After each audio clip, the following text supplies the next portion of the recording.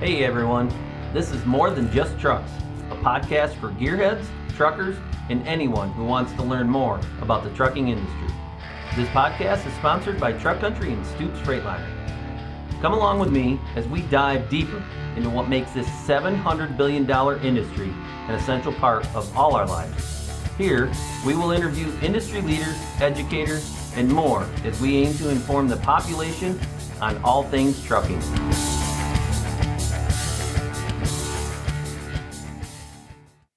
Hello and welcome to More Than Just Trucks podcast. I am your host, Ray Clark, and today our guest is Jay Goninen, who is a co-founder and president of WrenchWay and Find a Wrench. Welcome, Jay. How are you today? I'm good, Ray. I'm really excited to join you. A really good friend in the industry and somebody that's doing some really cool stuff for the industry as a whole. So really happy to be here today. Well, thanks. Yeah. So let's talk about the Find a Wrench and the WrenchWay. I mean, you've got two sides of your business, and really, let's talk a little bit about the business and what you guys do. What's the two differences?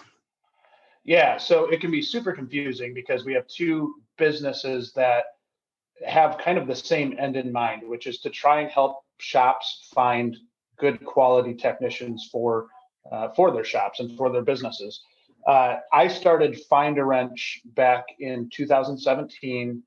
My background was very much on the industry side, not on the recruiting side. I just kind of saw a problem out there that we were all struggling to find good technicians. So we started Find a Wrench as a way to really kind of help shops out in their search for technicians. And really what it's evolved to is a way for shops to kind of hand off the job posting piece, really just trying to get that awareness of the job.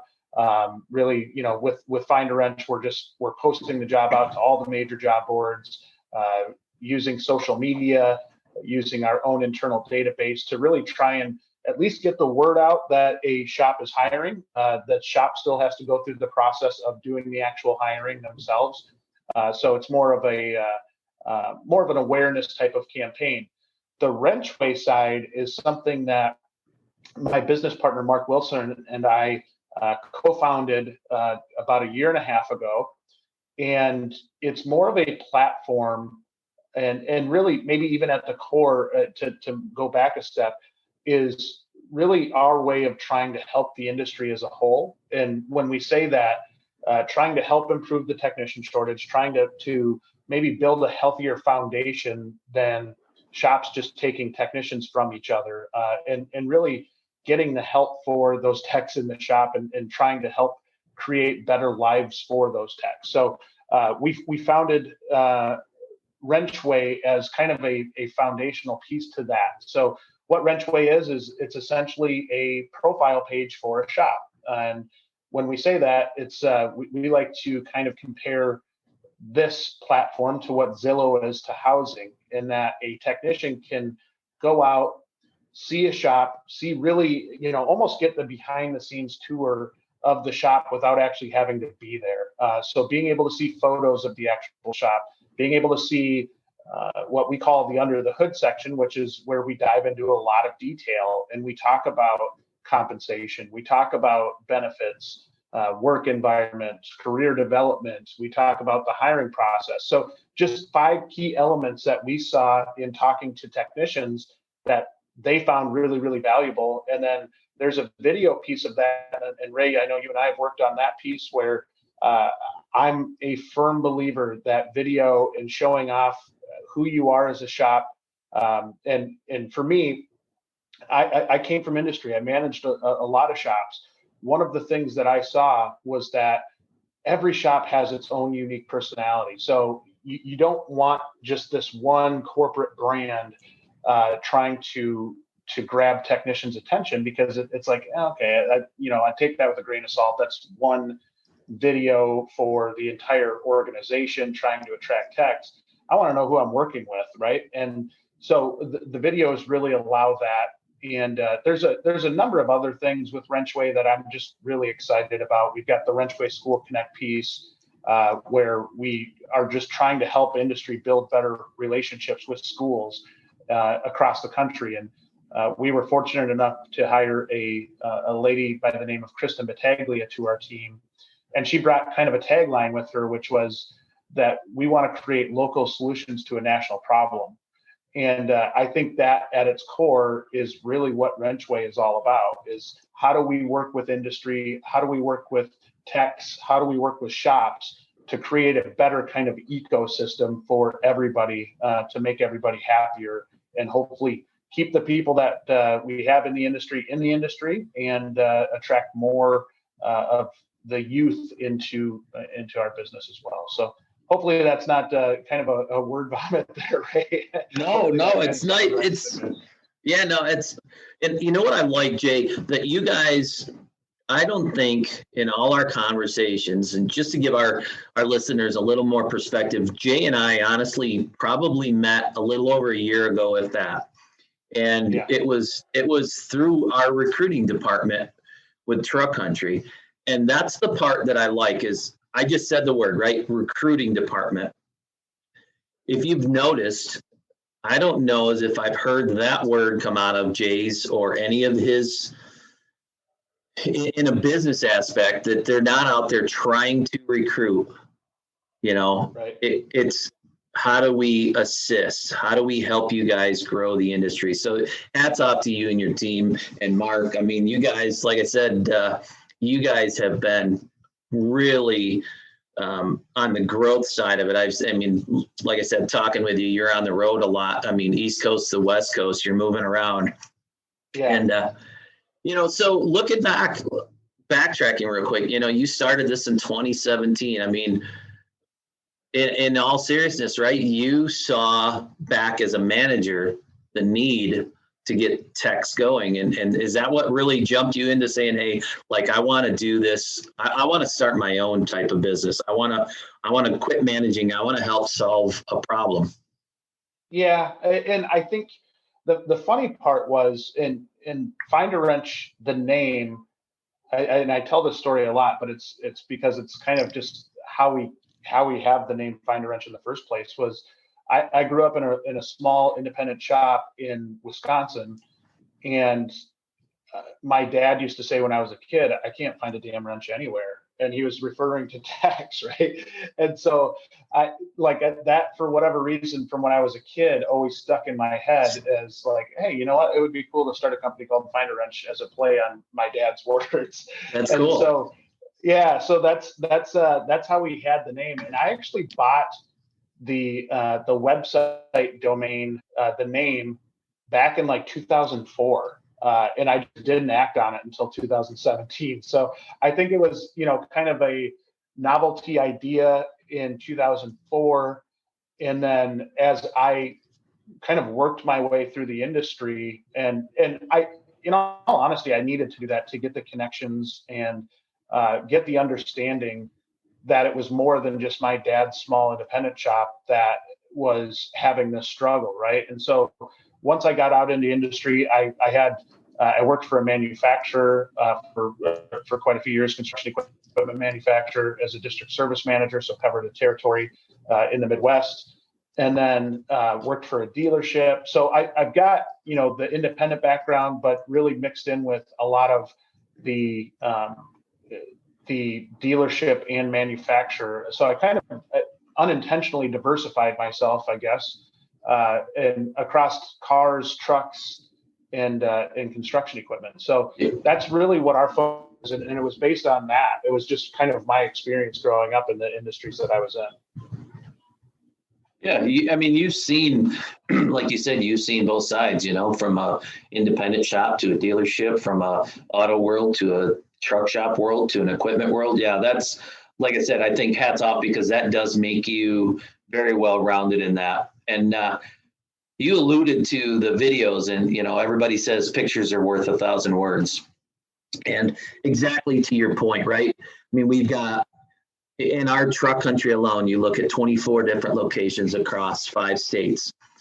Our Dubuque dealership in Dubuque, Iowa, is not going to be that same atmosphere as it is in Sheboygan, Wisconsin, right? It's not going to be the same as it is in Dayton, Ohio. So showing those and giving that perspective to people, right?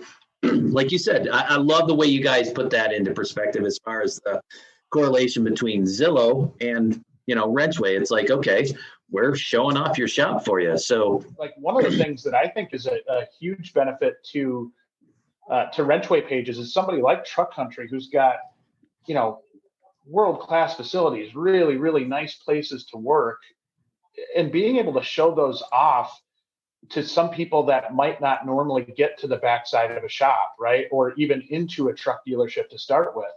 And I think, when we talked about like changing this from a foundational standpoint, and that's where I think you and I have, grown up in this industry.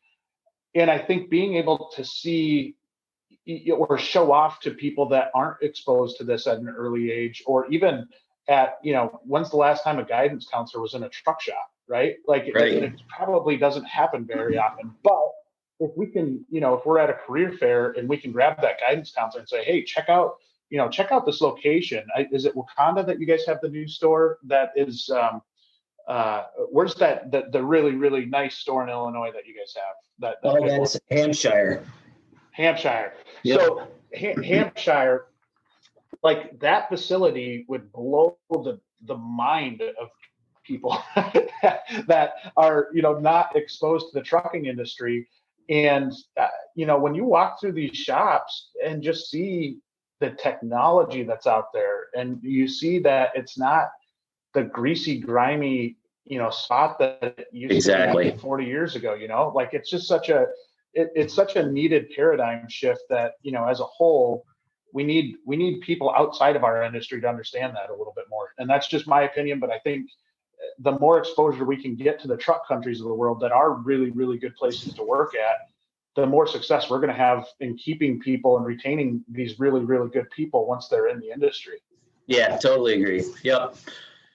So how big, even for myself, right? So I just spoke with Kristen, she's in North Virginia, right? So how big is your company? It seems like you've kind of been growing and expanding. You have employees across the states. How big are you?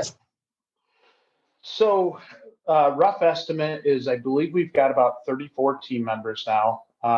And we're in our 5th year of business, and it's grown. I think Mark, when Mark came on and joined our team, we essentially doubled the size of our team overnight.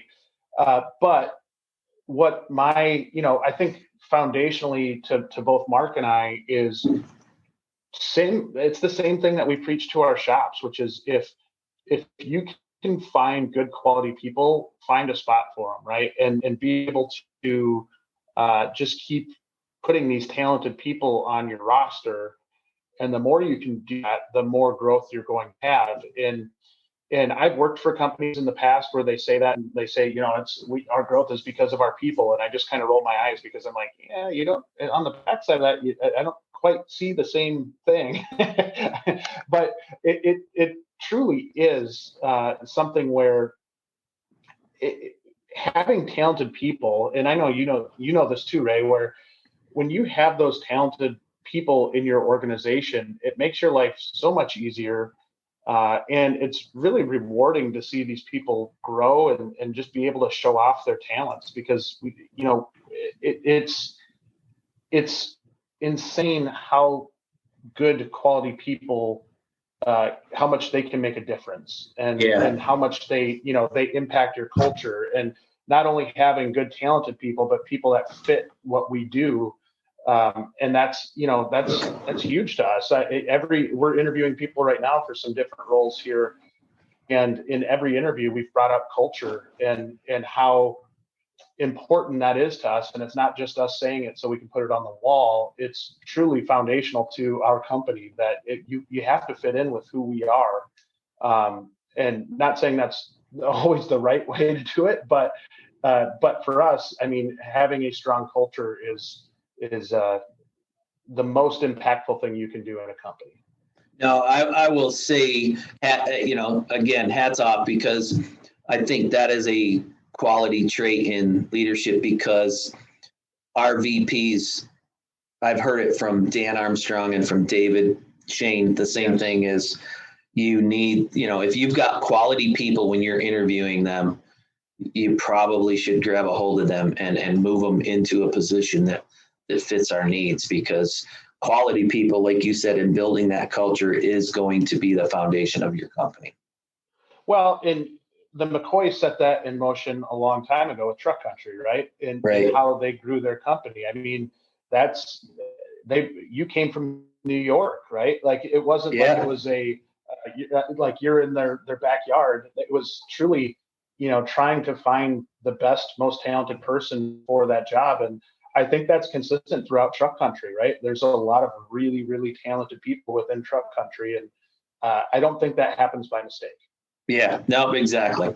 It doesn't. No, it's kind of a funny story. It was when I gave my 2-week notice to our corporate service manager, it was like, oh, okay, going to Truck Country. It's almost like the name, and it was new to me because I had done some research. I knew kind of the size of Truck Country, but I guess with him knowing more of the industry and the network than I did at that point in time, probably knew it was going to be a hard task for him to kind of want to do something and keeping me there because probably going to that Truck Country world. But yeah, no regrets from me on that side at all. And like you said, building that culture and stuff from the foundation up has really made good companies like Truck Country, like what you guys are doing with WrenchWay. So let me ask you this, and I'm going to use the word recruiting, but what do you find more difficult, the auto world or the diesel world? That's a good question. Because I know that's been a roller coaster ride, really, from my last 10 years in the industry. I use the word stolen as taken auto techs and made them diesel techs. Yeah, so I think each are unique, right? And when I say that, the automotive side is bigger, right? There's just far more shops. There's far more, people involved with it. But on the heavy equipment, say the trucks, heavy equipment, I'd categorize those as like heavy duty diesel. There's challenges in that you're trying to make that seem appealing to a younger generation right now and trying to pull those people in. I know one of I love outside the box approaches, and one that I've learned from you is when you were talking to that 8th grade class and talking about how, if you like video games, that there's a lot of correlation to what we do in the truck business. And to me, being able to paint those pictures for folks that were trying to get into the industry is so important. With diesel techs in general, I think I'm trying to think of the best way to say this, is it's really it's a unique skill set, right? Like it's not something. The automotive side, I think, is probably a little bit better in terms of promoting itself, whereas I think the diesel side is picking up, and I think it's getting much, much better in terms of talking to younger people. And so foundationally, I think getting people into the industry, diesel does a really, really good job. And to me, once they're in the diesel business, they don't seem to go away as much as what they do in the automotive side, right? And I think there's a lot more stick-to-itiveness on the diesel side than there is the automotive side. And granted, it's almost comparing apples to oranges there, but to me, when you get a good diesel tech in, I think they stick around for a long time. And especially now that you're able to have lifting devices and different types of hoists to be able to take the strain of all the heavy parts off. The easier we make that job on a diesel tech, I think the more intriguing it is to be able to have that option to stay for a long time too. Yeah, definitely. So a couple of things come into mind when we start talking about the auto and diesel world. And being somewhat old-fashioned mindset, you look back and say, okay, so the auto world grew because it was always the old hot rods. It was easy to work on. You could soup your dad's car up if you want, right? You had a 57 Chevy or a 65 or 66 Chevelle. Those were the hot rods of the world, right? Yeah. Now you move in, and diesel was rare, right? Diesel then, what was intriguing to a diesel technician besides it's a big truck that's moving stuff up and down the road, or it's a large piece of equipment. And I think when you talk about that nowadays, hopefully the diesel world will expand even more, because to me, from what I'm seeing in my world, is the technology advancements that the trucks have so much. And surprising to me too is that when you talk, my son's 16, when you start talking to those young kids in school and stuff, it's very surprising how many of them are, oh, you got to have a Gen 1, a first generation Cummins in a pickup truck, and you can get mount kit and frame rail cross members to put these in, and you can get modifications done here. So it's like pretty cool for those guys, the young generation, to want to put old world mechanical into new world technology and stuff. So I think that's hopefully the thing that excuse me, helps move our industry and the diesel side of it kind of into the forefront. Because like I said, yeah, I use that scenario of the gamers, right? I mean, like I said before, there's so much technology in the screens, and you take a regeneration process and what the technician has to view and look at.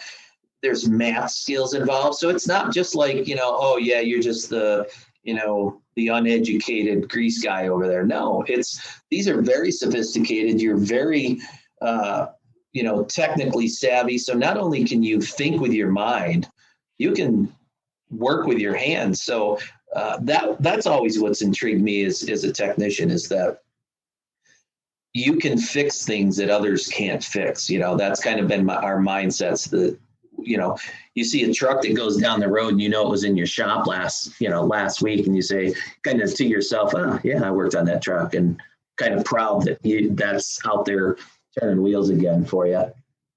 Yeah, I think we've done a lot better job, as an industry, and I give folks like you at Truck Country a lot of credit for getting exposure to the trucking industry to maybe some people that wouldn't normally be exposed to it, by getting in front of them at schools and being able to get, I'm the chair of the diesel competition for the Skills USA Wisconsin competition. And one of the cool parts that we do for that is just have different people bring in these big trucks, right? So we have a whole lineup of trucks. And when you come into the Skills USA competition and you see the trucks just kind of tower over everything, right? Yeah. And it sets the stage, and it's so cool when you walk into this huge building and it is the centerpiece of the entire thing. And it just, at the end of the day, especially in the truck business, you work on some pretty cool stuff. Like there's, being able to, like you said, fix things that are, maybe some people would look at it and say, I don't even know where I'd start there. And Exactly. Being able to go and actually fix it, I think is pretty cool. Yeah, exactly.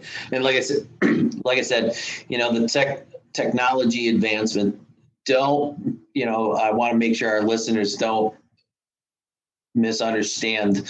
A lot of our drivers will come in and, you just hook up to a laptop and it's fixed, right? It's like the laptop does all this magic, and it's like, no, you have to be very adept on understanding and knowing what to look for in that laptop, and you still need your hands to put to wrenches, to put to meters, to do all of that hands-on skill set. That's why I say it's almost like it's a lost art as you go through, right? I mean, one of the things that I'm really passionate about from like the find wrench standpoint is, in the WrenchWay standpoint is like paying ode to like old school mechanics, right? And in our building here, Ray, you've been to our office. Yep. We've got photos of like old mechanics working on, say, like a Model A that's up on jack stands, and like that's I think the part where those were my heroes growing up, right? Like the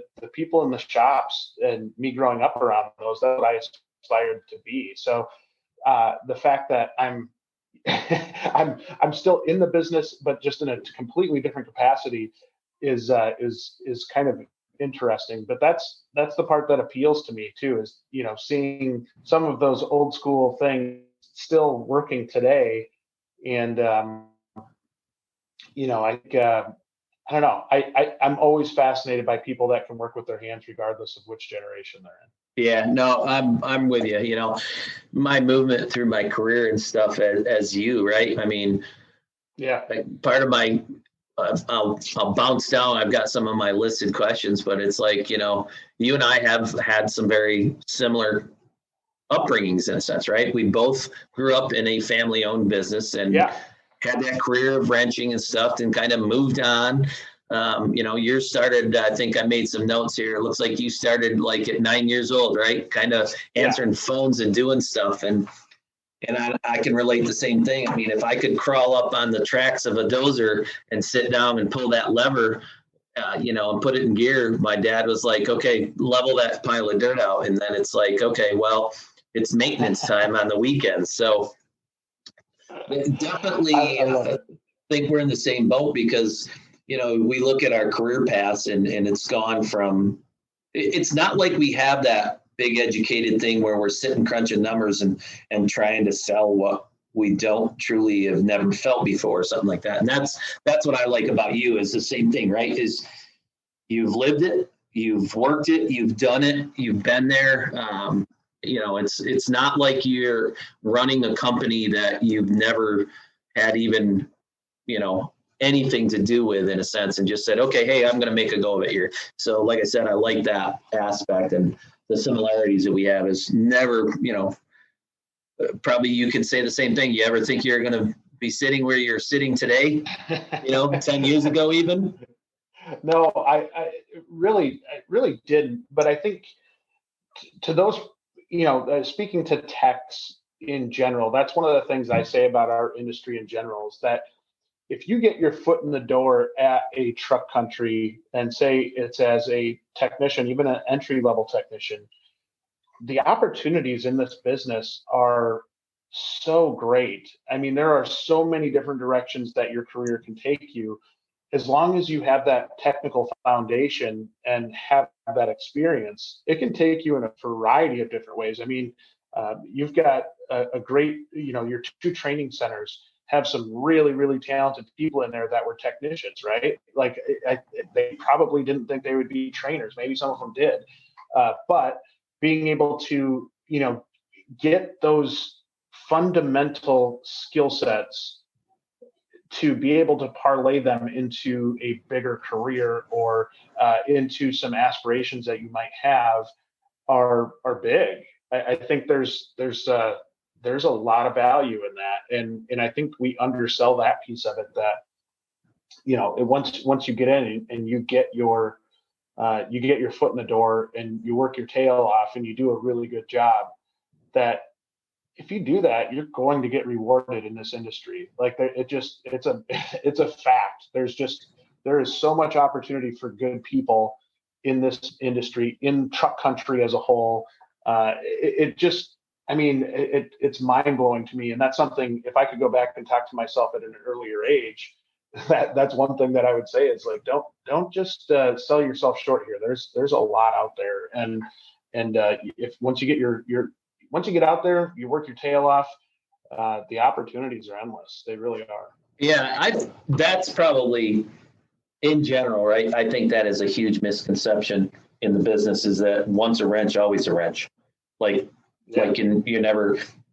So one of my, and we've had the discussion in my talks, is to, develop these platform so that we can keep growing careers, right? I mean, like you said, there's instructors positions that, exactly. I've got a couple of them that I guarantee you they would have never thought that they'd be training other technicians now and in that driver's seat there. And it's like I said, I think the misconception, even going into schools, right? And if we reflect back into going into schools, is like, just get your foot in the door, work hard. There is growth for you and it's not just truck country. There's a lot of good large companies out there that I think if you show some leadership skills, you show some good work ethics, you will advance in that career. It's not like you're going to be stuck like, oh, I guess I'm going to retire as a wrench, crippled and,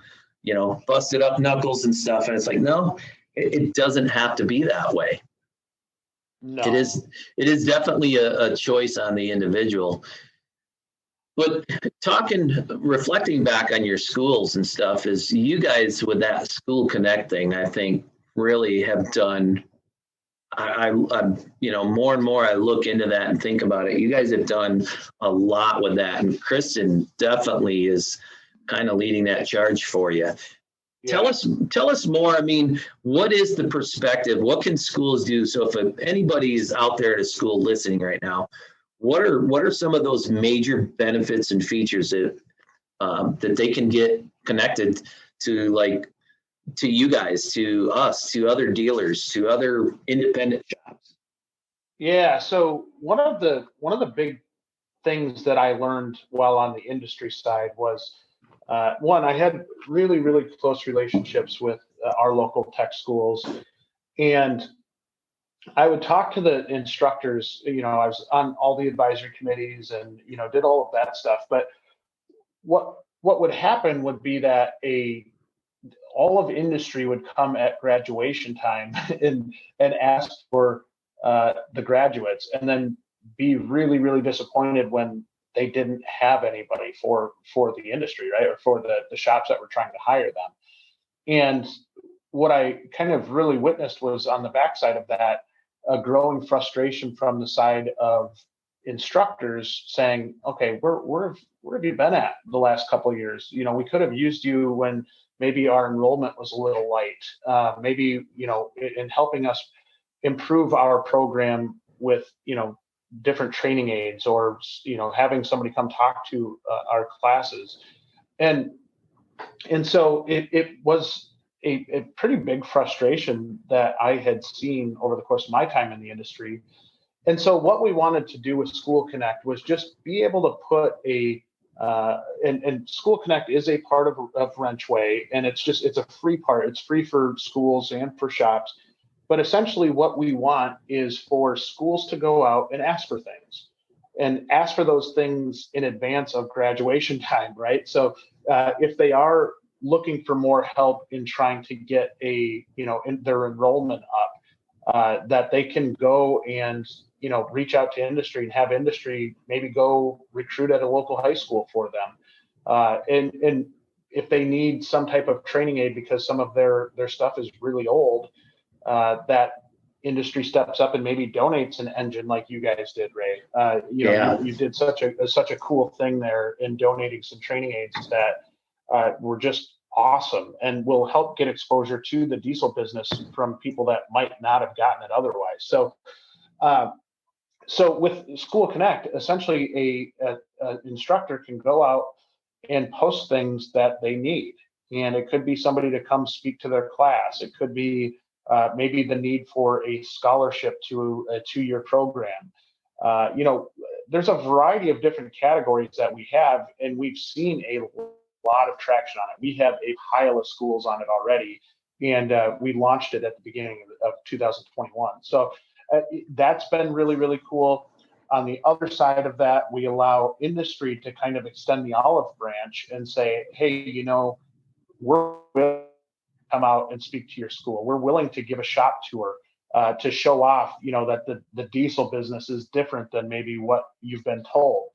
And so it really is trying to, at the core, be able to build a better relationship between industry and the schools. And when we say industry, shops, so the shops and the schools, and hopefully have more of a fluid relationship and an actual relationship other than going to a advisory committee meeting and just everybody shaking their head yes and eating free lunch, right? Like, Yeah, we want exactly. this to be something where we're building better programs. So hopefully we're seeing that.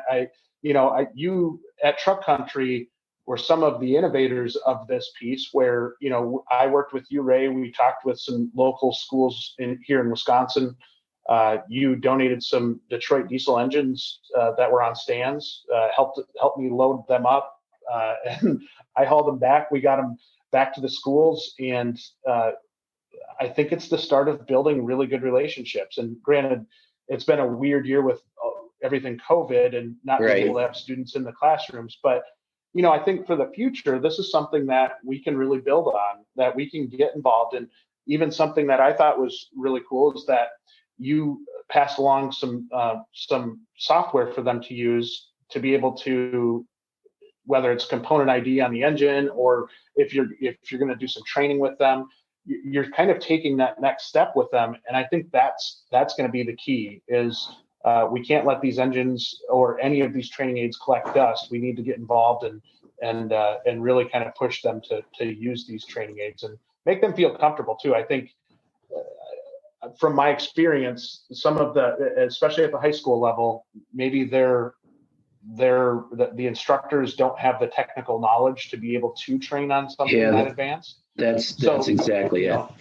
Yeah. So that's what School Connect is all about, is trying to kind of connect the dots, if you will, of everybody in the industry so that we can build a stronger industry at its core. Yeah, and in speaking with Kristen, on that same note, it sounds like even the shops themselves need to, I guess, flip that switch, because everybody, I think we all sit back saying, oh, I need more techs, I need more. How do I get don't just ask the question, do it. I mean, yeah. Jay's got this platform out there, people, to get yourself recognized a little bit, to get and make these connections. I'd encourage anybody listening that if you have a shop, if you got a dealership, don't sit back and hope that the school comes to you. I know myself as it gets busy and stuff, and with the whole last school year and letting people in and stuff, we've got Zoom, we've got Teams, we've got virtual reality. So there's multiple things that you can do. We've even done some stuff out here in Indianapolis where we've literally gone live and had a platform where the kids could follow me around as I took the camera and highlighted where we did some training and training aids and what we do here, and showed off the training center and stuff. So again, I'd encourage the listeners to not sit back and hope that the school comes to you, because I think, like you said, is the instructors themselves, the teachers in those areas, right? They're probably, I don't want to say preoccupied, but they've got enough on their plate for the most part. They know they have to reach out to people.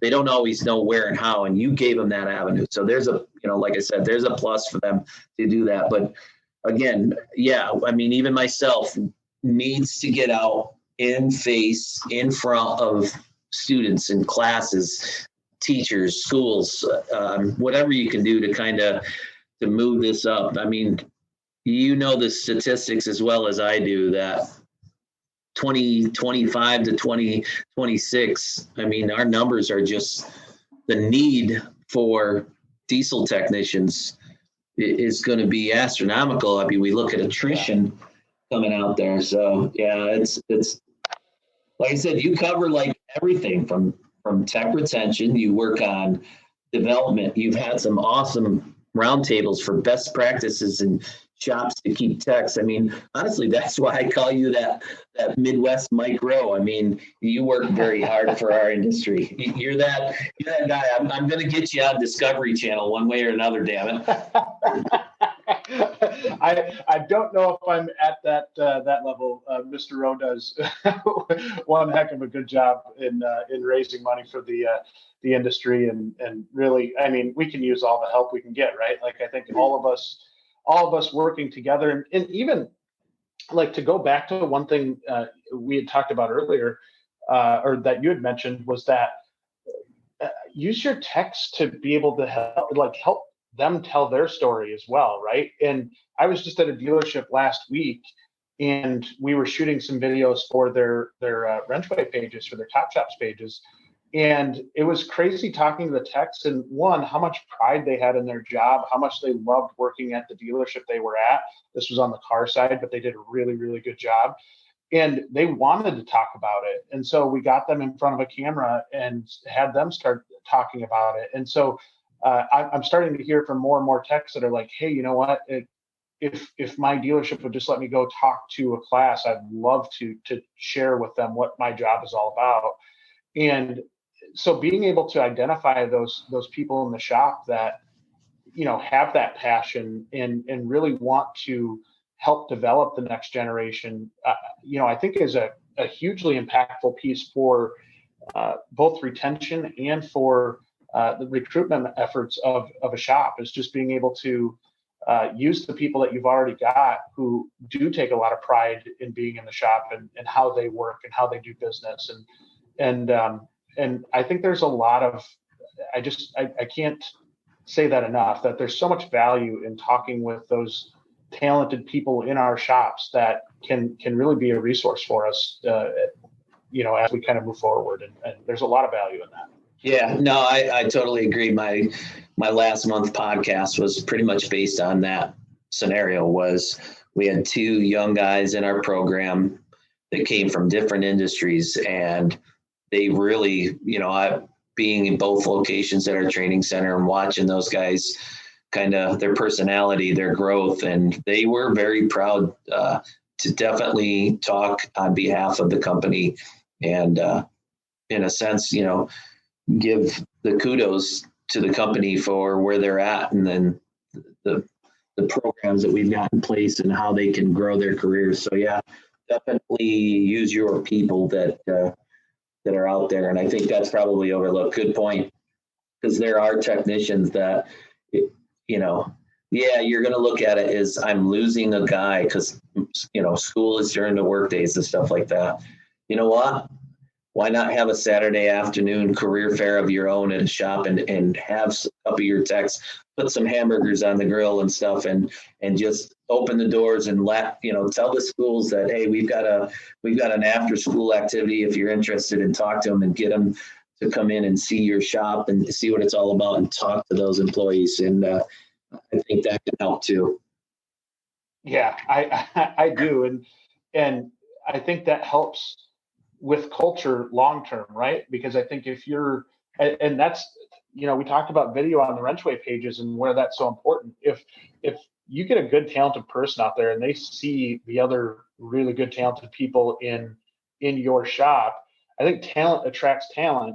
And the more you're able to show that off, the more likely you are to draw that high quality individual that, again, just keeps building foundational pieces on top of each other, and really helps, you know, it helps not only have good technically minded people in your shop, but people that actually fit, you know, what your shop culture is. And yeah, you know, I think that's the next evolution of shops, is, you know, not just putting people in a shop that can get the job done in terms of work, but really kind of piecing together a culture in a shop where everybody has pride and respects each other. And you know, I think the ones that do that stand out like a sore thumb to technicians that are looking for that next step. That next move, yeah.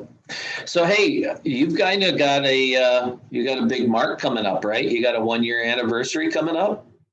We do, yeah. So it's going to be, we're actually putting together an event that we're going to have kind of a virtual happy hour to celebrate. And really, it's the 1-year launch of Top Shops, of the WrenchWay platform. I'm really excited to kind of dive in and talk about it, because there were a lot of things that went into it. And when I say that, we were supposed to launch WrenchWay in the midst of the pandemic. Like we were supposed to launch it in around March. And it was around St. Patrick's Day, I think, where everything went haywire of 2020. Yeah. And so, we ended up delaying it a few months. And so on June 23rd, we are doing an online event where we're just going to talk about, what we learned during the process, talk to our team just about things that we learned and how the platform evolved. We learned a lot, even after building the platform, that was really impactful, I think, to the industry, not just to like our internal companies. And so we're going to give away some prizes. We're going to talk about things. We'll probably have a few adult beverages on the on the event itself. So for those that are interested to join us, which we'd love to have anybody and everybody that does want to join us, we're doing that virtual happy hour to celebrate WrenchWay's 1-year anniversary on June 23rd. You can actually go to the WrenchWay.com website and look at the events under the resources tab and register for it. So Jay said he's going to buy the first round virtually, no problem. Yeah, buying these virtual beers is a heck of a lot cheaper, isn't it? Yes, it is. Yeah. No, but I am looking forward just to. It's really going to be laid back and just us kind of talking about everything we learned. So I'm excited for it. It's a little bit of a different way. It's different than the other content that we put out, right? And I think that's exciting for me to kind of embrace those companies like Truck Country who were early adopters and have done a good job on the WrenchWay pages and so yeah, I'm really excited. Yeah, well, I've got it on my calendar. So let's start winding down. What's next? I mean, where do we go from here? How do we build that better mousetrap? I mean, I know we kind of lately with the pandemic and COVID going on, we've all lived in that virtual world, right? But I think in our perspective, just like the trade, it's a very hands-on skill set.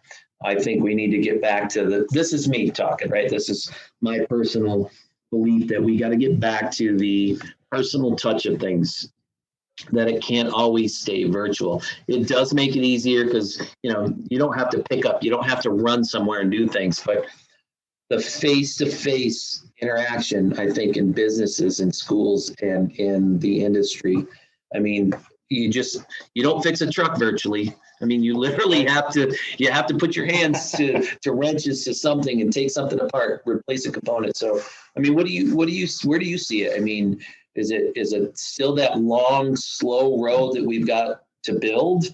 You see any peaks or valleys? I think we're on the right track as an industry. I think we've got a long, long way to go, right? And I say that in a number of different areas. Now, I will say on the WrenchWay side, that's what gets me so excited is some of the stuff that we're coming out with.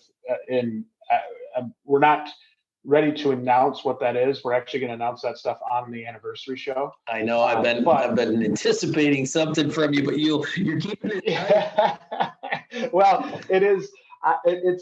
They're things that I think are game changing for technicians, and really, I think that the core of everything to improve is to listen to the people that are actually on the front lines and really are the technicians working in the shops, right? Is what do they have to say?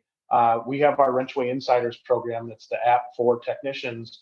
And one of the things that we really talk about in depth a lot, probably ad nauseum, I guess, is trying to get the voice of technicians and really listening to what they have to say, what they like, what they don't like, and maybe trying to look for those opportunities to try and educate the industry about what we can do moving forward. I'd like to think we've got a lot of answers as an industry, but I think we still have to take this to the next level in terms of listening and understanding what it is that those technicians really, truly desire.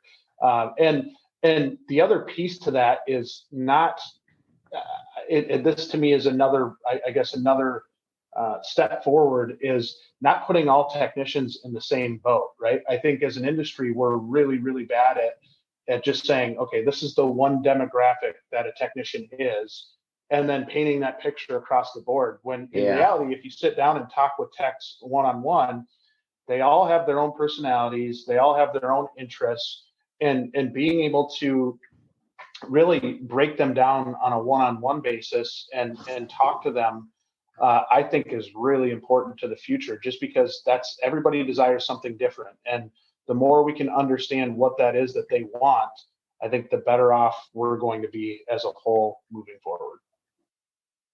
No, like I said, you guys have done a great job, you and your team, Jay. And again, thanks to you, Mark, Sarah, Kristen, everybody that I've met so far. You guys have been a great working relationship, partnership with our side of it and growing the business.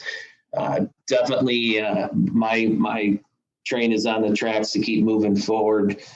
Some people even said I'm kind of in high gear most of the time and going. So, but again, like you, I think we share that passion for our industry and know the needs that it seems like it's a dying breed. And I think you and I don't want it to go that direction because, like you said, I think this is going to be a long, slower road to kind of keep moving forward. But we definitely, you guys got it going on for us out there. So thank you to WrenchWay and Find a Wrench.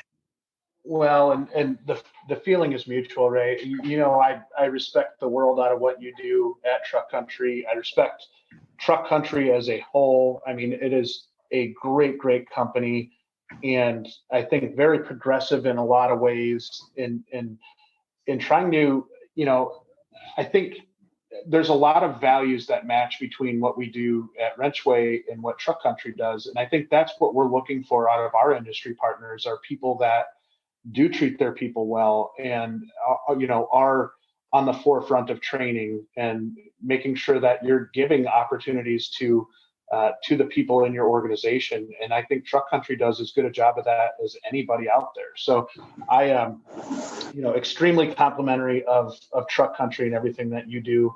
And you specifically, Ray, you're a really good friend and somebody I look up to in the industry. So I think. Hey, come on now. Everybody that knows me, you're not looking up to me, dude. Not in a height sense. Not in a height sense. But no, thank you. Thank you very much. No, I appreciate that. We definitely need to, like I said, we'll get together. I've got that engine sitting on the floor for you, getting prepped and stuff too. So we got to get that up, delivered to kind of show off in your office space there, if we can squeeze it through the door one way, shape, or another. Bring a sawzall. We'll just take out the door. Yeah, we'll just take out the door. Yeah. Bring a sawzall. Well, thank you so much, Ray. Yeah, no, thank you for your time today, and let's just keep fighting the fight and charging the charge. And again, thanks to your team and all the efforts that you guys do. Thank you, everybody, for listening to today's show, More Than Just Trucks, sponsored by Truck Country and Stoops, one of the largest family-owned and operated Freightliner dealerships in the U.S. today. So check us out at truckcountry.com for all your parts, sales, and service needs. We are customer-driven.